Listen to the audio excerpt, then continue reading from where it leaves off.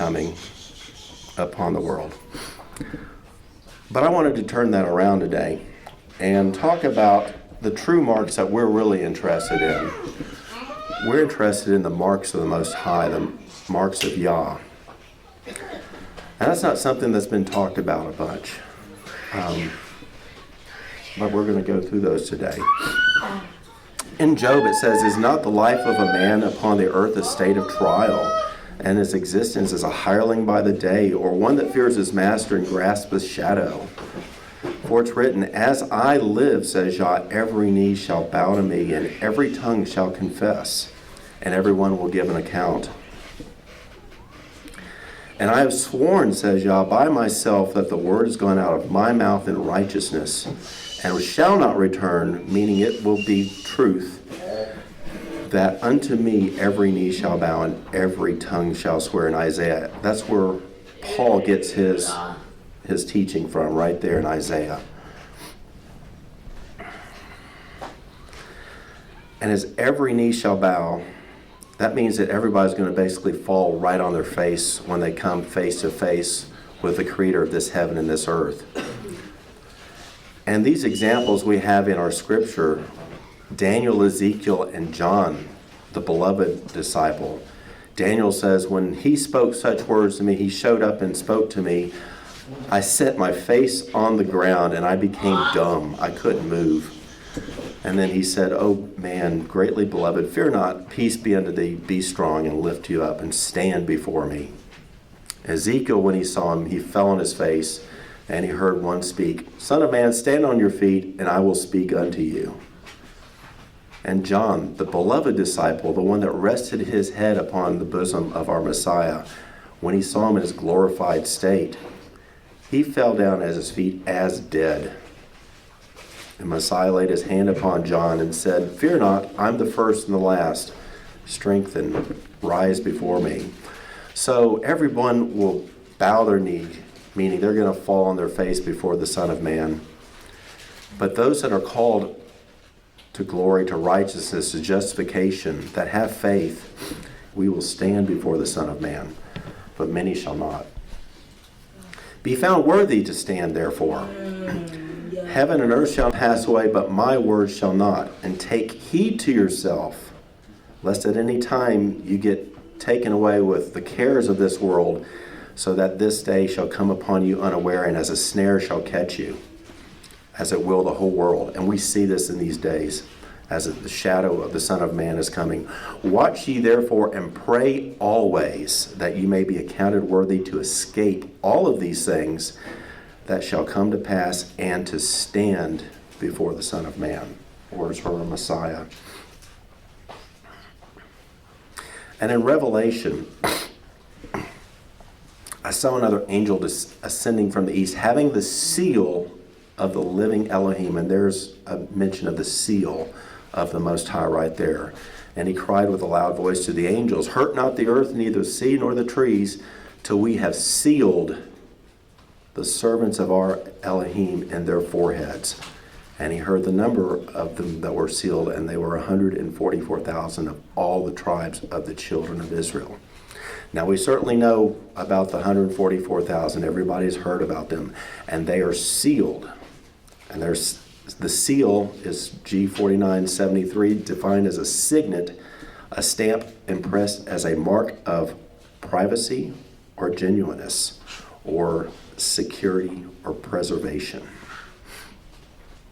So the seal that the Most High is putting on this 144,000 that's soon to show up here in these days, it's a seal of preservation in these times. And then it goes forth and says that these are the ones that follow the Lamb. Wherever he goes, they are redeemed upon man, and their mouth is no guile. For they are truly without fault before the throne of Yah. And that means they're sanctified. They not only have the faith and testimony of Messiah, but they have the righteousness to be able to stand. There's no guile in their mouth. There's no evil intent in their heart. They've cleansed themselves. They've been sanctified, and thus they've been sealed with protection through these days. And that's one mark right there. Another mark is the final mark that Messiah gives at the end of days. And this is in Revelation 3. He says, "Him that overcomes this world will I make a pillar in the temple of my Elohim." And that doesn't mean he's going to make us a pillar of stone. It means that we will be as in the temple as a pillar. It means we will not leave his sight again. We will be there with him forever as a pillar. "And he shall go out no more, and I will write upon him the name of my El and the name of the city of my El, which is the New Jerusalem, which will come down from heaven, and I will write upon him in that day my new name." And he's sealing us right there. And the word is grapho in Greek. So that's a different type of seal. He's going to grave it as writing upon us. He's going to put his name on us and who we belong to. Because we can only belong to one side of the table or the other, one table or the other. We can belong to Yah, we can belong to the adversary. And all men will be marked. And even Messiah himself had a mark on him as was sealed. He said, "Verily I say to you, you seek me not because you see the miracles, but because I gave you some food to eat. Labor not for this bread that perishes, but for the bread that endures unto an everlasting life, which the Son of Man shall give you. For him," meaning Messiah, "has Elohim the Father sealed." That's something I hadn't noticed for a long time. And that sealed, again, is defined as a stamp of security or protection. So the Father sealed, marked the Son when he was on this earth with his seal of protection. And remember, he's our example. And this same seal is what the 144,000 got. And if we can truly live by example, the way that he showed us, we strive for that seal of protection in these times. Now, he which establishes us with Messiah, this is Paul, has also sealed us and given us the earnest of the Spirit in our hearts, 2 Corinthians. And again, this is defined as a stamp with security and protection. And so we can start relating what this seal of protection is now between Revelation and the words of Messiah and now from Paul. It's a seal of protection. It says it goes into our foreheads, inside our minds, and it is the earnest of the set-apart Spirit in our hearts, which means that's the down payment. Earnest is a down payment. Like when you have a contract and you give somebody $1,000 for a car and you're going to get the rest, you're going to be able to drive the car, but to truly own the car, you have to finish paying it off. And so the earnest is the down payment of that car, and it gives you the car to drive. And the same way is it with the set-apart Spirit. We confess unto him. We confess that he is the Son of Man, the Creator of the heaven and earth, our Savior, our Messiah. And he gives us that earnest payment of the set-apart Spirit in our hearts. But we have to then continue doing things for him, seeking his will, seeking his truth, having good fruits, good works upon this earth to keep doing our side of this covenant, and then the fulfillment of the earnest. The rest of the payment is when we are resurrected and saved to salvation. And going on in Ephesians from Paul says, "You are sealed with a set-apart Spirit of promise," again, which is the earnest of our inheritance. This is what we're saying. It's a second witness there, saying that the set-apart Spirit given to us is our earnest payment, our down payment. It's a taste of what's coming. Now, and he says, now go and do something with it, brothers and sisters. Go reach the elderly, the widows, the orphans, the needy. Go help people. Go do good works in love. Do what my will is on this earth. Give alms. And then grieve not the set-apart Spirit, whereby you're sealed unto the day of redemption. And grieving the set-apart Spirit is to fall away from what he wants us to do. And so we try to do his will on this earth every day, and it leads us to that path of salvation. And in Psalm, we go back to David. The mouth of the righteous speak wisdom, and his tongue talks of judgment. The law of the law of Yah is in his heart. None of his steps shall slide. The wicked watch the righteous and seeks to slay them. And boy, doesn't that sound very familiar in these days. Keep his way, and he shall exalt you to inherit the land. And that's coming. We've got this land right here, but there's a greater land that we're going to inherit when the wicked are cut off, and then you'll see it. And here it is again. Mark the perfect man, and behold the upright, for the end of that man is peace. The salvation of the righteous is of Yah, and he is their strength in the time of trouble. And Yah shall help them and deliver them. He shall deliver them from the wicked and save them, because they trust in him. And there's that faith that keeps showing up. And here we are in these days. We're out here in the wilderness a little bit set apart away from people, but we can't ever think we've made it.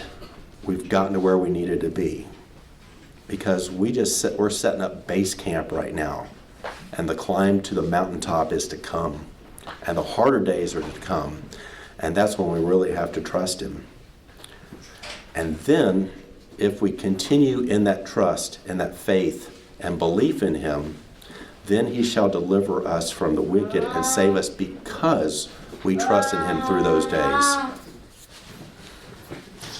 Now the mark is shamar in Hebrew there, and it's defined as a hedge, a guard, to protect, to observe, to save.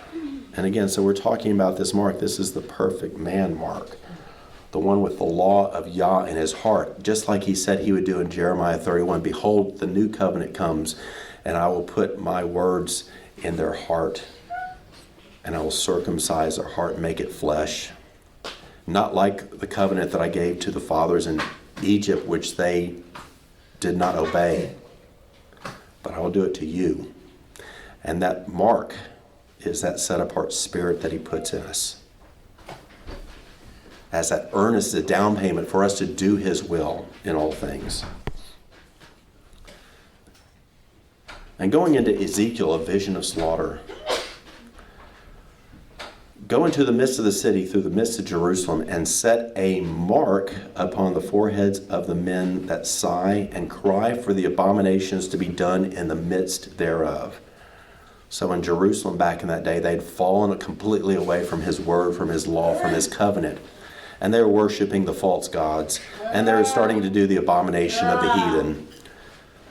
And for those few that were in the city that still cried out against the abominations that were going on, those the angel would set a mark upon their foreheads.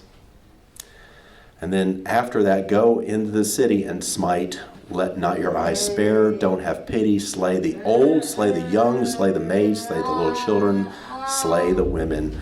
But do not come near anyone upon whom is the mark. And begin at my house. And we see these things.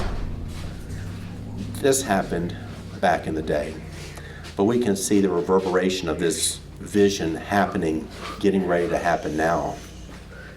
Because the evil, the wicked, are setting up their camp, and they are working to slay the old and the young and the maids and the little children and the women. They want to take out everybody that they can. But our Father, like he said in Psalms, he will protect us upon any man that has the mark of the faith, the mark of the Spirit that has been given to us as earnest payment when we truly seek him in these days and remember him, that he is our hope, our faith, our salvation in these dark times. And he said, defile the house and fill the courts with the slain. And he's talking about his sanctuary there. Just go ahead and wipe it out. I don't care about that. I care about the remnant that I've marked. The iniquity of the house of Israel and Judah is exceedingly great, and the land is full of blood, and the city is full of perverseness. My eye will not spare, neither will I have pity, but I will recompense their way upon their heads. So he will do unto you as you have done unto him in his word. If you fall away from his word, he will not spare. But as long as we have that mark truly, and we're spirit-filled, and we use that mark, the Spirit of the Most High that's been put into us, the set-apart Spirit to do his will, then we have that seed of hope, the down payment, the earnest payment of salvation, and the sanctification walk, and the way to be saved, preserved. And leaving Egypt, another mark. 7 days you'll eat unleavened bread, and in the seventh shall be a feast to Yah, and it shall be a sign unto your hand, and a memorial between your eyes, that Yah's law may be in your mouth. With a strong hand he brought you out of Egypt. So the sign right there is ot in Hebrew, and it's defined a little bit different. It's defined as a beacon, a monument, or a mark. And then the memorial is the remembrance that goes in the forehead again. So we've seen the mark that goes in the forehead. And we know from Revelation that the mark goes in the forehead, the mark of Yah, which is the Spirit, the set-apart Spirit, as we've seen. We go to Deuteronomy, the Shema. This is, as Messiah said, the first royal law, the most important law. Hear, O Israel, Yah our Elohim is one. And ye shall love him with all your heart and all your soul and all your might. And these words which I command you this day shall be in your heart. And this isn't in the Old Testament here. We're seeing my words will be in your heart in the Old Testament before this new covenant that came about in Jeremiah. This has always been his plan for his children. And thou shalt bind them for a sign upon your hand. Whoa, right there, upon your hand. That's different. This is a mark from the Father associated with his royal law, the Shema. Love me with all your heart, mind, soul, and strength, and it'll be a sign upon your hand. And that sign again is ot, which is a beacon, a mark. And therefore you'll lay upon my words upon your heart and in your soul, and bind them for a sign upon your hand. That in Deuteronomy 11. So that's a little bit of a different mark. So there's now an additional mark that we have to look at. And we go to Exodus 31 for that. The children of Israel shall keep the Sabbath, to observe the Sabbath throughout their generations for a perpetual covenant. Who are the children of Israel? We are. We are by faith, not necessarily by the seed of Abraham and the forefathers, but by the faith we are accounted to the house of Israel.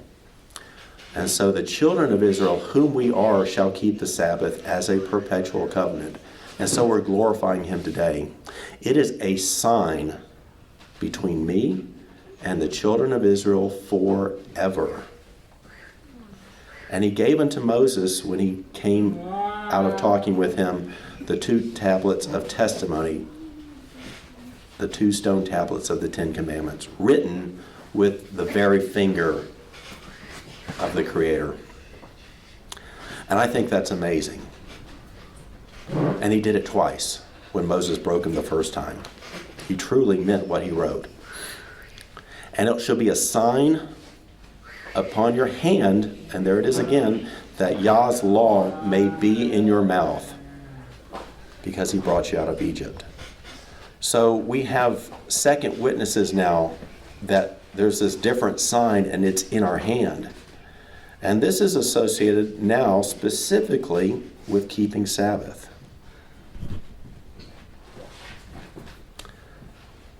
And Sabbath is the first feast. Leviticus 23 talks about the feast of Yah, the spring feast and the fall feast, and the glorious. And if you don't know about them, ask me and I'll tell you about them. But the spring feast designate the feast that Messiah was foreshadowed to do in prophecy, to come and fulfill upon his first coming on the earth. Passover as the Lamb of Yah that was sacrificed, and the day of first fruits when he's resurrected and takes the first fruits of the earth that's resurrected up to the Father. And the Feast of Unleavened Bread, where he is the unleavened bread. He is the perfect one. And Shavuot, or Pentecost, the Feast of Weeks, where he put the Holy Spirit, the set-apart Spirit, upon the disciples that day as the fulfillment of that new covenant in Jeremiah 31. And the fall feast are coming. That's his second coming. And he's going to fulfill the events of the fall feast that's coming soon. But the first feast that's mentioned in Leviticus 23 is Sabbath. Even before all those, it says, concerning the feast, you'll proclaim them as set-apart convocations. These are my feasts. They're his. They're very important to him. They're sanctified. 6 days work be done. The seventh day is the Sabbath of rest, a set-apart convocation. Honor me in these things. And it goes all the way back to Genesis. Genesis 2, the first 6 days of creation. He worked the first 6 days, and then he rested on the seventh day from all his work. And he blessed the seventh day. There's no other day that he blessed, but he blessed the Sabbath and sanctified it and gave it to us as a sign. And he rested from all his work that he created and made. And the Hebrew word for rest is also Shabbat, or Sabbath. So the day is named after rest, or rest is named after the day, but it's all the same in his eyes.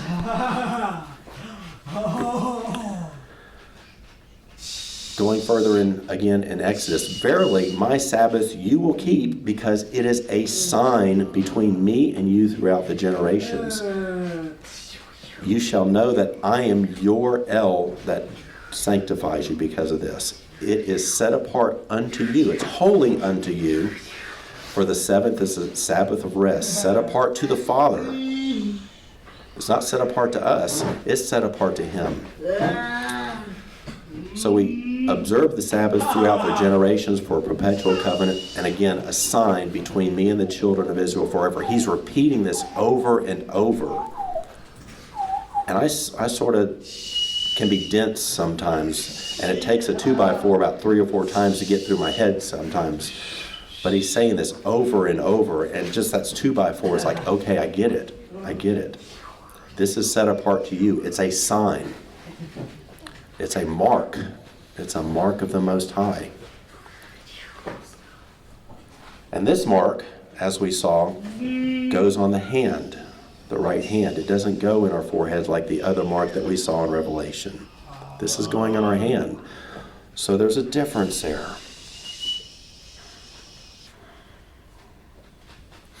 Blessed is the man who does this, who keeps from profaning the Sabbath. If you stay away from doing your things on my set-apart day and call the Sabbath a delight, his day honorable, and honor him, glorify him today, which we are doing right now. Don't do your own thing today. Do my thing. Honor me, glorify me on this day that I have sanctified. This is my sanctified day, and I'm blessing this day. And I'm trying to bless you. I'm trying to put my sign upon you if you do this. Then, if you will, you will delight yourself in me, and I will cause you to ride upon the high places of the earth, and feed you with the heritage and the promises of the covenant of Jacob, your father. And he is our spiritual father. I instituted my Sabbath for them as a sign between me and them. From Ezekiel.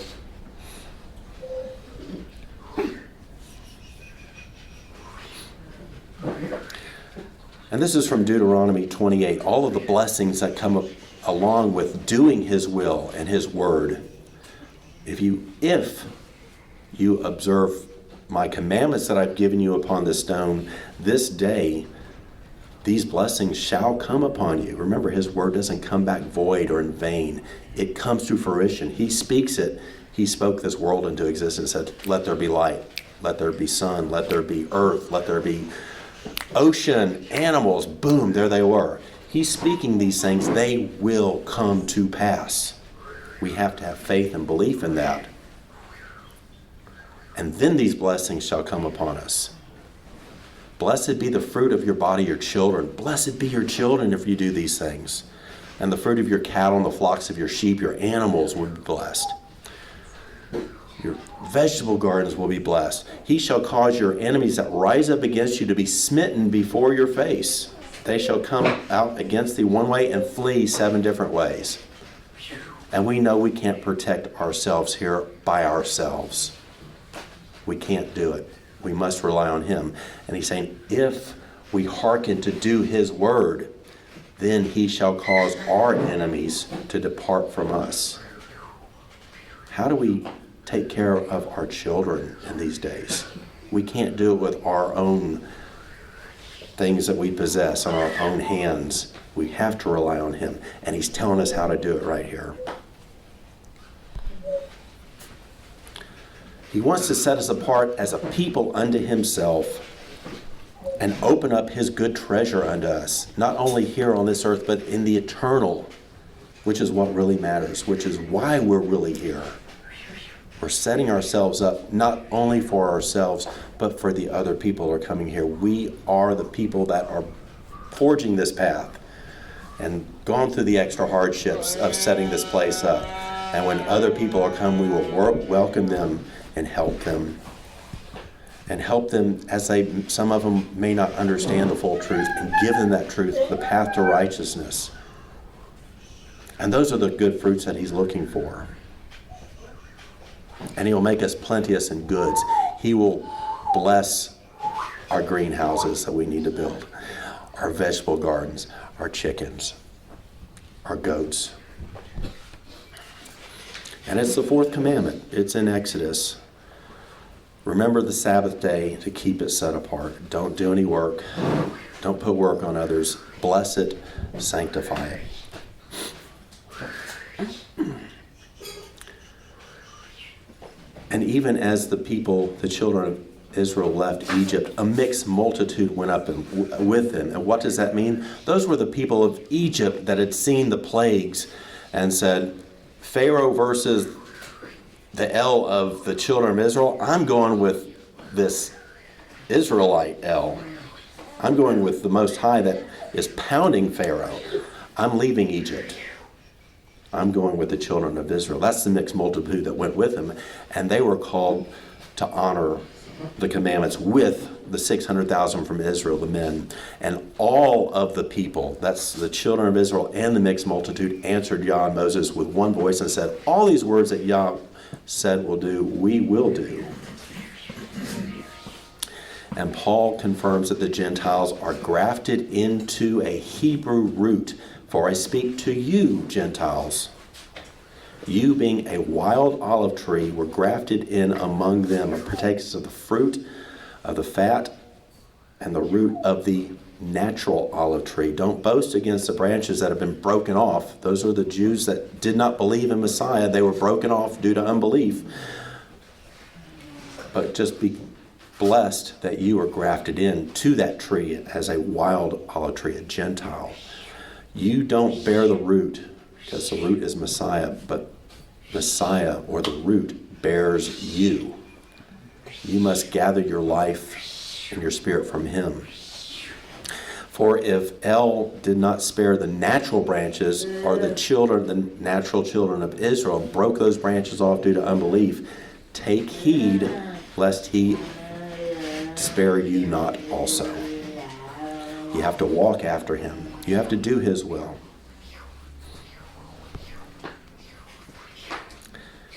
Think not that I have come to destroy the law or the prophets. I have not come to destroy, but to confirm, to fulfill, to fill up, to expound upon, to show the glory, the full glory of it.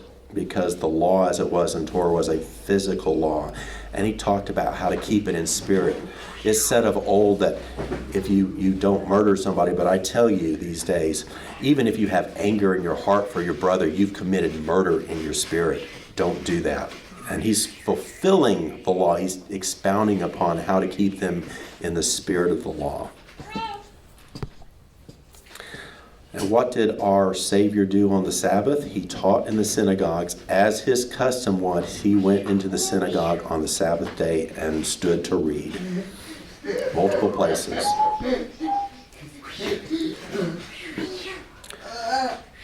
And this is a list, a summary of the list of where Sabbath is talked about in the scriptures. Sabbath is recorded about 168 times throughout our Bible.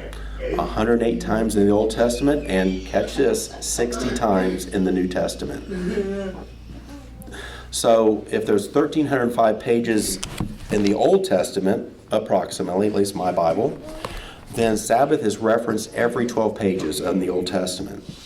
In the New Testament, which is about 403 pages, the Sabbath is referenced every 6.5-ish pages. So the Sabbath is recorded in the New Testament almost 2 times as often as it is in the Old Testament. And yet our church system tells us as the Sabbath went away. It was pronounced more in the New Testament. And this is just a chart if you wanted to look at later about how I compiled this. This is Paul in his 3 ministries, his 3 missions, his Acts timeline, and the Sabbath references in them. And he went all over the place. He went to Syria, he went to Asia Minor, which is Turkey, he went to Crete, he went to Cyprus, he went to Macedonia, Greece, Rome. And Paul was observing Sabbath over 20 years after the resurrection in multiple areas of the Roman Empire. Everywhere he went, there's a reference to a Sabbath that he kept in all of these places. 20 years after the resurrection. And Paul, as his manner was, went into them to the synagogue and for the 3 Sabbath days reasoned with them out of the scriptures. And remember, he worked. He was a tent maker or a seat maker or something during his days. So he had money to make during the days, but every Sabbath, when the people that were also working came into worship, he went in and reasoned with them. And Acts actually documents Paul teaching on the Sabbath on 84 different weeks. 84. There's a lot of one-offs. There was the 3 weeks that we just looked at. And then in Acts 18, it says, he reasoned in the synagogue every Sabbath day in Corinth. And he continued there 1 year and 6 months teaching the word of Yah. So that's 78 times in one place. He set up shop and he is getting good fruit. He is reaching people, and he stayed there 1.5 years, and every Sabbath he was in the synagogue teaching. And Hebrews chapter 4, Hebrews is just an amazing book, but all of chapter 4 is really about Sabbath. Therefore, fear lest a promise being left of us entering into his rest. Do we know what his rest is? He showed us his rest on the 7th day of creation.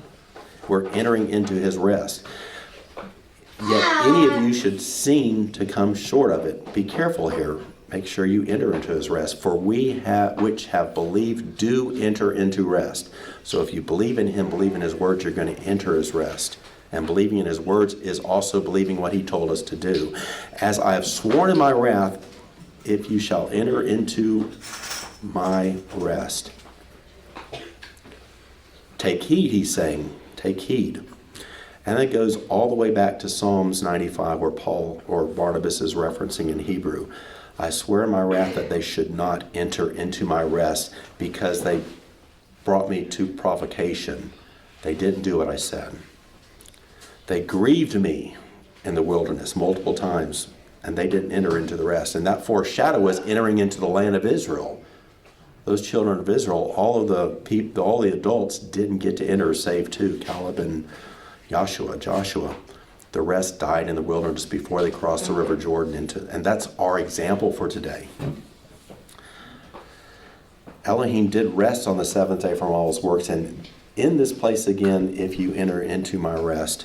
So today, if you hear my voice, harden not your hearts, okay? Don't turn your hearts back into stone. He's given us a heart of flesh and put his spirit in us and his word, his truth of his law into us.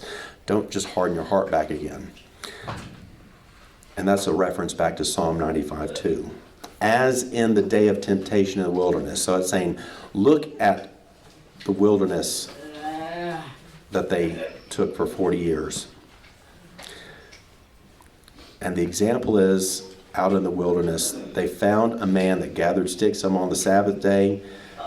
They asked, what should we do with this man? He said, this man shall surely be put to death. And now we go to Paul. He says, I would not have you be ignorant that all of our fathers that were under the cloud and passed through the sea back in the day, when many of them Elohim was not pleased, for they were overthrown in the wilderness. They did not enter into the promised land. They did not enter into his rest. These things all happen unto them for ensamples, examples unto us, Paul says, and they are written for our admonition, upon whom the ends of the world are come. Whoa, that's us exactly. They are written for us, upon whom the ends of the world are come. Who thinks we're close to the end of this age right now? Paul's talking right to us right there. Therefore, let him that thinks he stands take heed lest he fall. Don't harden your heart. Don't think you know your way. Trust in him. Listen to him. Listen to the examples. Do what he's telling us to do. For if Messiah had given them rest, would he not have afterwards spoken of another day in all of the Gospels? Let us labor, therefore, to enter into that rest, the rest of the Father on the seventh day, lest any man fall after the same example of unbelief. In those days, the children of Israel shall come and the children of Judah together. Okay, that's the whole house of Israel. That's the Jews as we know them, the house of Judah, and the house of Israel, the ones that were scattered and lost, that went into Europe, came to America, whom many of us are, and we didn't know it. Let us join to him in a perpetual covenant. They have forgotten their resting place. They forgot the resting place. They forgot the Sabbath. They forgot his rest that he showed us. This is prophecy in Jeremiah. Some historical references. The primitive Christians kept the Sabbath of the Jews. The early Christians kept the Sabbath of the Jews, in which some portions of the law were read, and this continued until the time of the Laodicean Council. That was in 363. The ancient Christians were very careful in the observation of the Saturday or seventh day, and I'm just quoting this right here.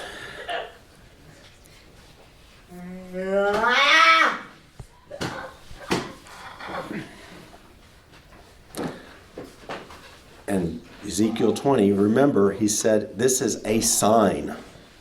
Do we not want to be marked by him? We've got one choice. We can have his mark. If we don't take his mark, we take the other mark. Now, we've taken one mark when we confess to him as our Messiah, our hope and our salvation, the creator of the heavens and the universe. We took that through our forehead as the earnest payment of the Spirit. There's another mark to take. There's another mark to take. Remember, he talks about the faith of the saints. Don't walk in the statutes of your father. This is Ezekiel again. Neither observe their judgments. Don't defile yourselves with their idols. I am your El. I am Yah. Walk in my statutes. Don't listen to your forefathers. Don't do what they were doing if it's not what I told you to do. Keep my judgments and do them, and sanctify my Sabbaths, and they shall be a sign between me and you, that you may know that I am Yah your El. And remember, these are his words. They will come to pass. Just like he created the heavens and the earth, they will come to pass. Keep my Sabbaths, and they shall be a sign. I will put my mark upon you. The children of the past rebelled against me. They polluted my Sabbaths. Speak unto the house of Israel these days. In this your fathers have blasphemed me. That's a strong word. They committed a trespass against me. Thus says Yah, are you going to pollute after the manner of your fathers, and commit you the whoredom after their abominations? Strong words. And he's talking about specifically Sabbath. The rest of his commandments too, but specifically his Sabbath. He has 10 commandments on the 2 tables of stone. And the Sabbath one is the only one he keeps saying, this is a sign between me and you. This is a blessing I want to put on you. Do them all, but this is how you know. His rewards for the obedient. I will bring you out from the people, and I will gather you out of the countries which you are scattered with a mighty hand. And I will bring you into the wilderness of the people. Here we are. And I will plead with you face to face in these days, like I pleaded with your forefathers in the wilderness of the land of Egypt. So I will plead to you. Remember that wilderness was an example unto us for these days. And here we are mirroring the Exodus out of Babylon, out of Egypt, into the wilderness, to the mountains, to assemble. And now he's pleading with us. He wants to protect us. I will bring you into the bond of the covenant, but I will purge out among you the rebels and them that transgress among thee. We're at base camp. He wants us to be able to walk up the mountain with him. And that's a strong statement he just said right there. Those are his words. They shall not enter into the land of Israel. The same thing that happened to the people of Israel back then that didn't keep his word, didn't keep his law, didn't keep his Sabbaths. They didn't pass over the river Jordan to the promised land. Neither in these times shall we pass to the promised land if we don't stay on his course. Because he prophesies that we will forsake him. They will forget my commandments, all that I command them, and they will walk after the Gentiles, after the heathen, after the pagan ways, and after their uncleanness. And this will prove unto them an offense and a tribulation, and an affliction and a snare, and many shall perish and be captive, and will fall into the hands of the enemy, because they have forsaken my ways, my ordinances, my commandments, and the festivals of my covenant, from Leviticus 23, and my Sabbaths, where I've sanctified myself in the midst of the land. I'll set my name upon it. He wants to set his name upon us. But he prophesied in Jubilees way back then that we would all forget his commandments and his Sabbaths. And so this is all of the places in the entirety of this book, the Old and the New Testament, where the Most High, Messiah, the prophets, and the disciples and the apostles said that they're changing the 4th commandment from Sabbath to the first day of the week. All the places that it's listed, it's not there. Not one time. Not once. 168 times did it mention Sabbath and what to do and the blessings and who did it, all the way after the resurrection. And this is where it says, oh, forget that, let's change to Sunday. It's not there. He didn't tell us to. Daniel's prophecy in Daniel 7, he says, there'll be one like an Antichrist come, and he shall think to change times and laws. And the only one of the 10 commandments that deals with time is the Sabbath. So somebody's looking to change that. So this is the work of an anti-Messiah, an antichrist that wants to change these laws of his, change his times, change his blessings. And Antiochus IV came 167 BC to Israel and did just that. He polluted the temple in Jerusalem. He called it the temple of Jupiter. The altar was filled with profane things. Pigs were burned upon them, which desecrated the altar. Neither was it lawful for man to keep Sabbath or the ancient feast days. That was a law that guy said. Antiochus said, you're not keeping Sabbath anymore, all the people of Jerusalem. You're going to do my festivals, my birthdays, my birthday of the month that he put out. And the others that didn't abide by that, what did they do? They ran to the wilderness. They ran to the caves nearby to keep the Sabbath secretly. We're out here in the wilderness. We don't know what the anti-Messiah of this world, the adversary, is doing. He might come up with something like that where it's illegal. There's nothing new under the sun. But we have to keep trusting in him and stand firm for him. Back then, they found him in the caves, and they were all burnt together. That's a tough one. But they stood firm. They were faithful to the end. There's a crown of glory waiting for them.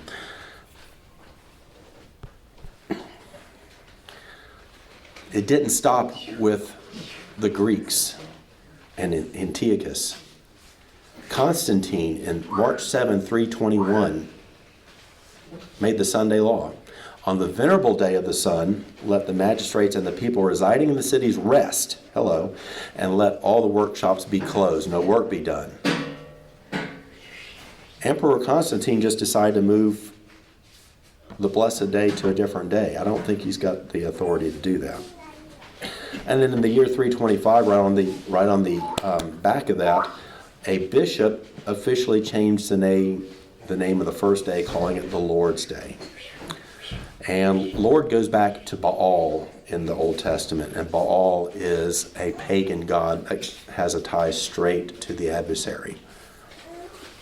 So you can see the mechanizations that these world empires are doing, this follow-on empire of Macedonia that Antiochus was part of, trying to go in and pollute his times and his Sabbaths.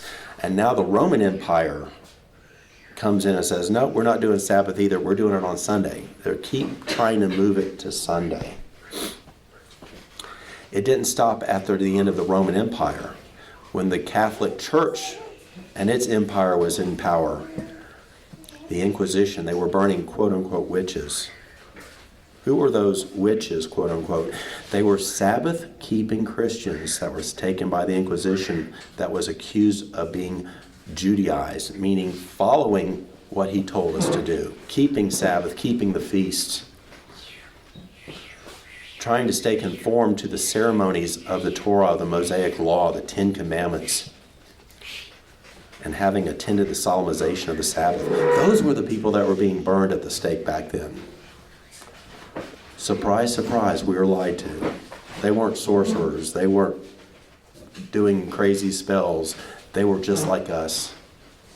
They're trying to stay true to his word and his truth.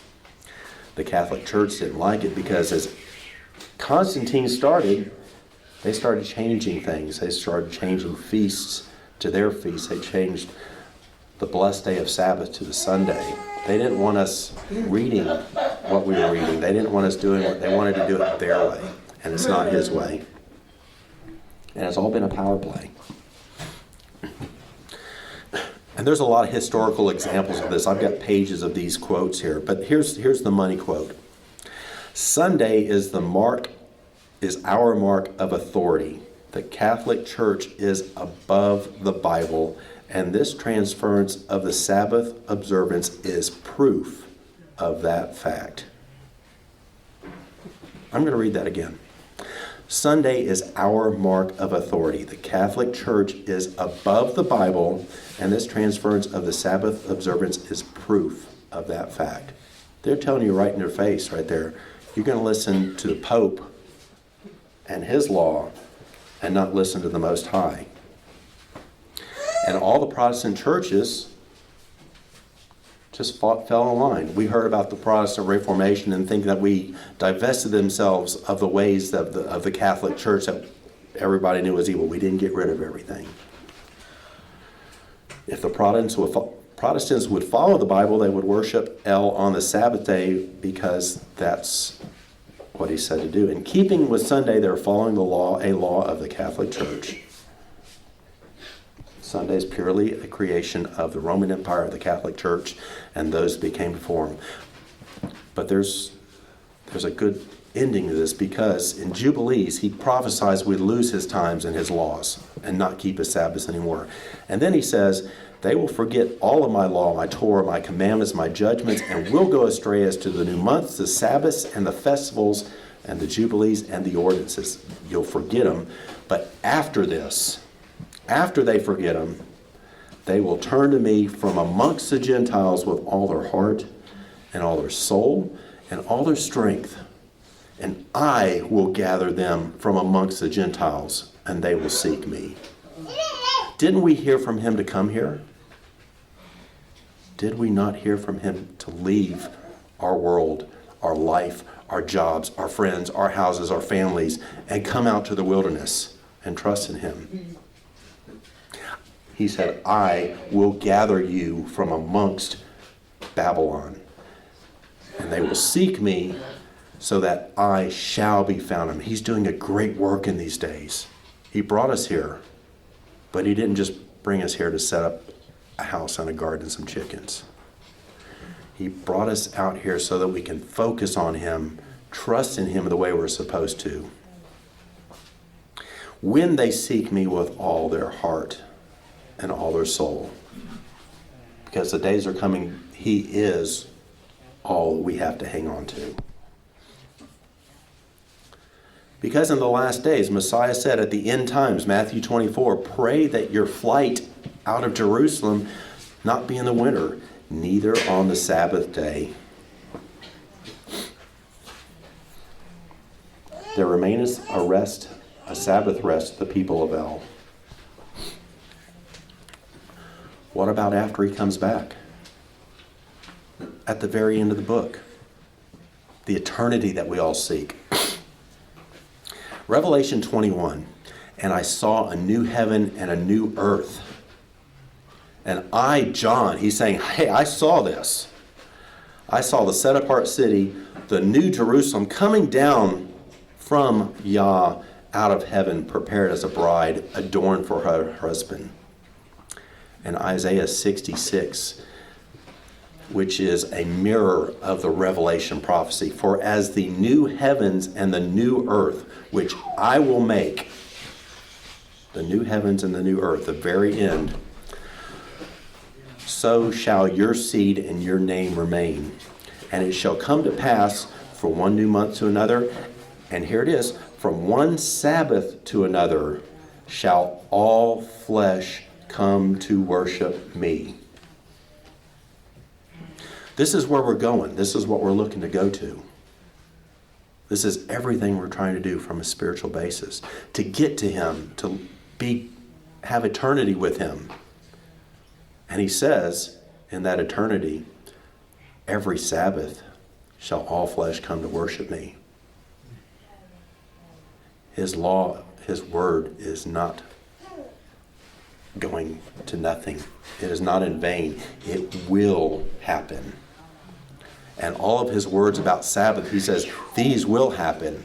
And I'm telling you right here in Isaiah 66 that it's going to happen for eternity. So if you truly love me, if you truly want to do my will, if you truly want to know me, so that covenant, so that I can call you as my bride forever, you'll do what I say, because this is what we're going to do in eternity. And here's a second witness. On the Sabbath it shall be opened. This is the gates of the temple. And likewise the people of the land shall worship at the door of this gate before Yah in the Sabbaths. Now at no time have they opened the gates of the temple and Yah being there in the temple and they come to worship him. This is a future prophecy. This is coming at the end.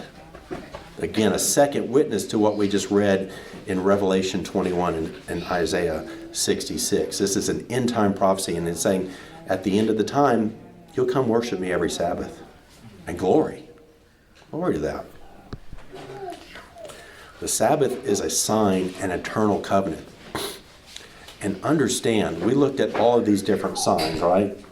The marks of the Most High. We saw the mark on the forehead, and we've seen that before in scriptures, and we sort of had an idea about that. It's the faith of Messiah. It's the testimony of our Savior, the creator of this heaven and earth, as the one who shall save us. And he gave us a set-apart spirit, and that's that mark. The mark in the forehead of the set-apart spirit, and it's there for protection. But then we saw another mark show up that we looked at, a mark that goes in the right hand. And what is that mark? It's the mark of obedience to him. It's the mark of the commandments of Yah. It's the perfect man. It's the one that keeps his law. It's the one that keeps his Sabbaths the way he asked us to. And Messiah mark 2 at the end in Revelation 3:2. So putting this together, Revelation 14:12, here is the patience of the saints. Here are they that keep the commandments of the Most High, of the Father, and the faith of Messiah. There's two parts. You have to have faith in him. You have to understand he is your Savior. No one else. He says, I am the door, I am the way and the truth and the life. No one comes to the Father but by me. So he's the door, but how do we get to the Father? We walk day by day doing his will. And how do we do his will? He told us how to do it. And Messiah told us how to do it in the spirit of the law. And he told us basically one of the most important things, how do you love me? How do you love me and show me that you love me? By doing what I tell you to do. Love me with all your heart, mind, soul, and strength. Have no other false gods in my face. No graven images that you worship. Don't take my name in vain. Don't bring it to nothing. Glorify my name. And keep my Sabbaths. Keep them holy and sanctified. That's how you love the Father with all your heart, mind, soul, and strength. With is the first royal commandment, the greatest law that Messiah said. And then love your neighbor as yourself. There's two parts. And the second part, we love Messiah, we testify in him, we get a mark on our forehead. But now we love the Father and show him that we do by keeping Sabbaths and his ordinances. And we receive the second mark in our right hand, which is showing that we're obedient unto him. And we're making that walk towards him. And from Revelation 14:12, it says we have to keep the commandments of El and the faith of Messiah. That means we get two marks, brothers and sisters. For us to enter the gate, it's a narrow path.